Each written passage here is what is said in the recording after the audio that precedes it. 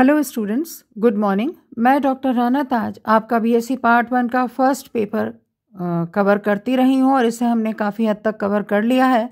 और इसी क्रम में हम आज देख रहे हैं वर्ग मैमेलिया का वर्गीकरण। आपको एक लाइन डायग्राम दिखाई पड़ रहा है, इससे आपको समझने में आसानी होगी। हम आज वर्ग मैमेलिया के लक्षण भी देखेंगे और इसके वर्गीकरण को भी समझेंगे।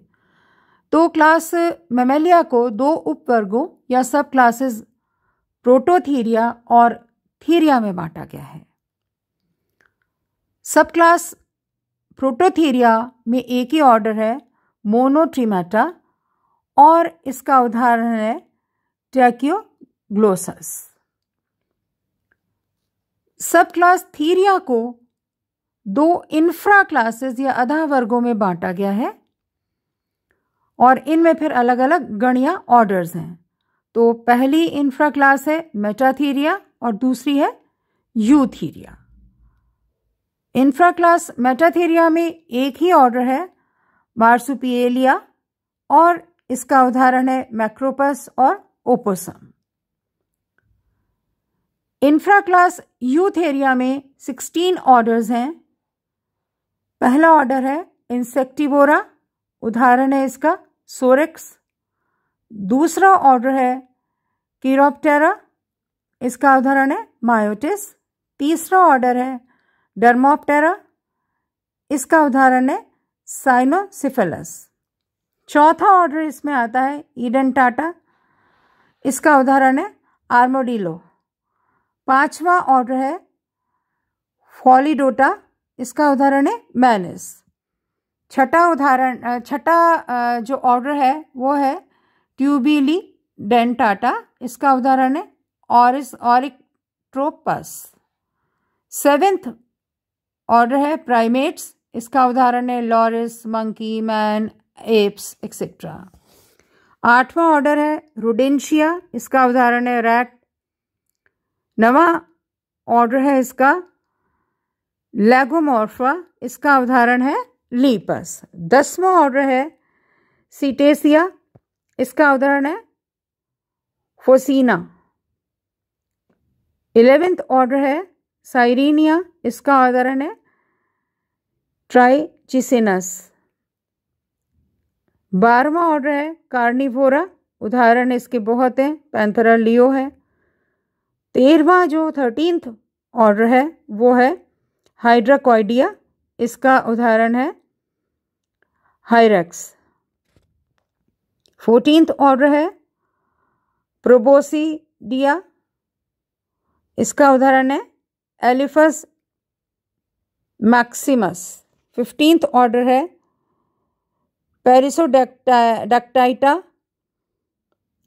पेरिसोडक्टाइला, और इसका उदाहरण आप सब जानते हैं राइनोसिरोस है।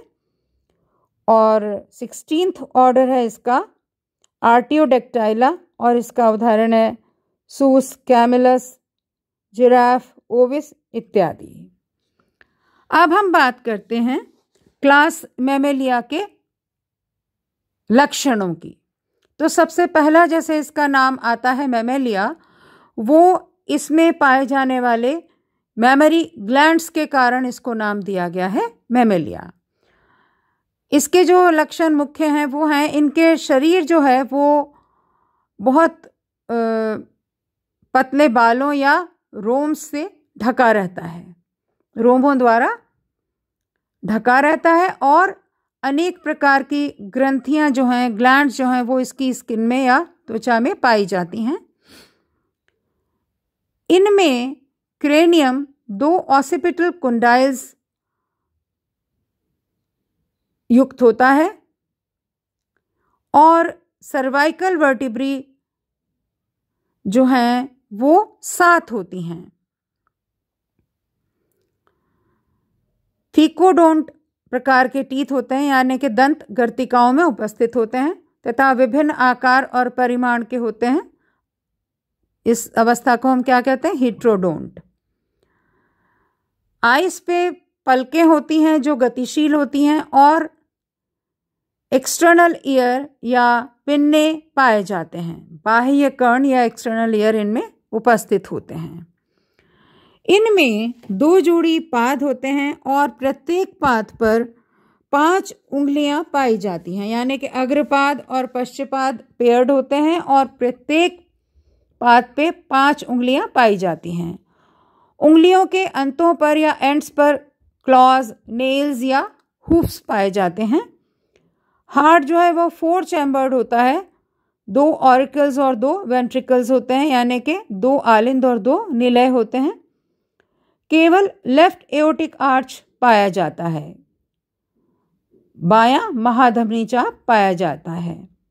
आरबीसीज या लाल रक्त कणिकाएं गोलाकार होती हैं और केंद्रक विहीन होती हैं, केंद्रक रहित होती हैं। इनमें केंद्रक या न्यूक्लियस नहीं होता।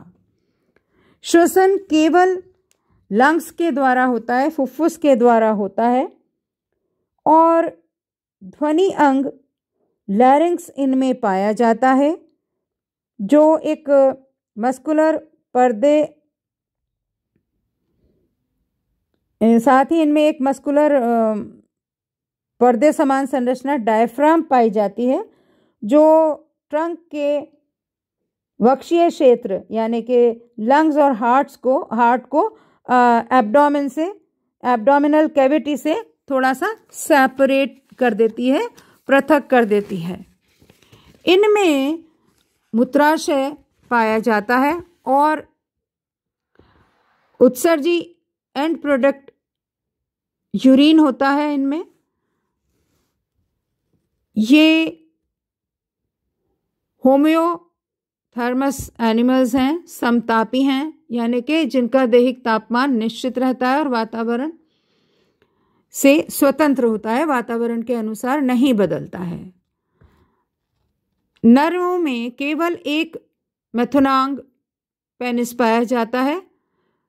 वृषण सामान्यतः एब्डोमिनल कैविटी से बाहर स्कॉटल सैक्स में पाए जाते हैं, वृषण कोशों में पाए जाते हैं। निषेचन या फर्टिलाइजेशन आंतरिक प्रकार का होता है और एग अत्यंत छोटे और कवच रहित होते हैं और इनमें पीतक की मात्रा भी कम होती है। भ्रूणीय विकास मादा के गर्भाशय या यूट्रस में होता है। भ्रूणीय कलाएं एम्ब्रियोनिक मेम्ब्रेन्स पाई जाती हैं। भ्रूणीय विकास के अंतर्गत आंवल या प्लेसेंटा नामक संरचना डेवलप होती है, जो विकासशील भ्रूण एवं मादा के गर्भाशय से संबंध रखती है तथा साथ ही इसी के द्वारा भ्रूण एवं मादा के मेटाबॉलिक लेन देन होते हैं। मैमल प्रोटोथीरिया को छोड़ के जैव प्रजक या विविपेरस होते हैं। जन्म के पश्चात नवजात शिशुओं को मादा स्तन ग्रंथियों या मैमरी ग्लैंड्स द्वारा स्रावित तरल दूध पोषण के रूप में देती है। जंतुओं में मैमल अर्थात स्तनियों को सबसे अधिक इवॉल्व्ड माना जाता है उद्विकासीय क्रम में। इनकी लगभग 4400 लिविंग स्पीशीज हैं और इनका डिस्ट्रीब्यूशन कॉस्मोपॉलिटन है। पूरे विश्व में मैमल्स पाए जाते हैं। स्तनियों को सामान्यतः 2 प्रमुख उपवर्गों सब क्लासेस प्रोटोथीरिया और थीरिया में बांटा जाता है। फिर जैसा मैं बता चुकी हूँ, थीरिया को भी 2 इंफ्रा क्लासेस में बांटा गया है। अब हम बात करते हैं सब क्लास प्रोटोथीरिया की। इसमें हमें पता है कि एक ही ऑर्डर है, ऑर्डर मोनोट्रीमेटा। तो हम बात करते हैं ऑर्डर मोनोट्रीमेटा की। इन्हें सामान्यतः अंडप्रजक स्तनी अथवा मोनोट्रीम्स एग लेइंग मैमल्स कहा जाता है। ईयर पिन्ने का अभाव होता है इनमें और टीथ केवल शिशुओं में उपस्थित होते हैं। एडल्ट्स में बतख जैसी चपटी चोंच होती है, क्लोएका उपस्थित होता है और टेस्टिस जो है वो एब्डोमेन में स्थित होते हैं, एब्डोमिनल होते हैं। और शिशन या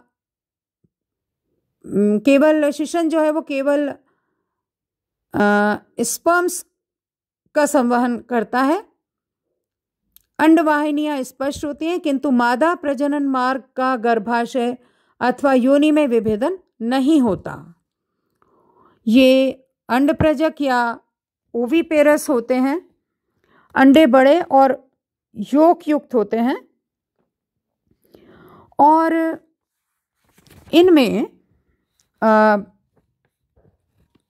सफेद लचीले कवच द्वारा एग्स जो हैं वो ढके होते हैं। स्तन ग्रंथियों में स्तनाग्र अर्थात निपल्स का अभाव होता है।